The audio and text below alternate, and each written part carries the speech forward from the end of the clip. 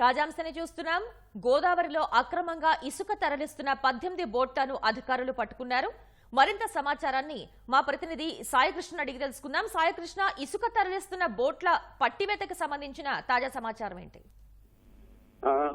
శ్వేత, గోదావరి తీరంలో ప్రభుత్వం ఉచిత ఇసుక కార్యక్రమాల వైపు సజావుగా సాగుతుండగా మరోవైపు నిత్యం కూడా తీరంలో వివిధ ప్రాంతాల్లో అక్రమంగా ఇసుక తరలిస్తున్నారనేది చాలా రోజులుగా ఆరోపణలు ఉన్నాయి. అధికారులు ఎప్పటికప్పుడు తనిఖీలు చేస్తున్నారు. అయినా అక్రమార్కులు మాత్రం గోదావరిలో ఇసుక తవ్వకాలు యథేచ్ఛగా సాగిస్తూనే ఉన్నారు. రాత్రి సమయాల్లో ధవళేశ్వరం కాటన్ బ్యారేజ్ నుంచి 2 రోడ్ కమ్ రైలు బ్రిడ్జి, అట్లాగే గామన్ వంతెన ఈ పరిసర ప్రాంతాలు, ఆ ఎగువ ప్రాంతం వరకు కూడా మొత్తం నదిలో డ్రెడ్జింగ్ తో సహా ఇతర బోట్ల ద్వారా ఇసుక తరలింపు కార్యక్రమాలు సాగుతూనే ఉన్నాయి. ప్రధానంగా రాత్రి వేళల్లో అక్రమార్కులు ఇసుకను ఒడ్డుకు చేర్చి వాటిని వాహనాల్లో వివిధ ప్రాంతాలకు తరలించేస్తూనే ఉన్నారు. తాజాగా ఈ రాత్రి కూడా భారీగా ఇసుక తవ్వకాలు రోడ్ కమ్ రైలు బ్రిడ్జి, గామన్ వంతెన పరిసర ప్రాంతాల్లో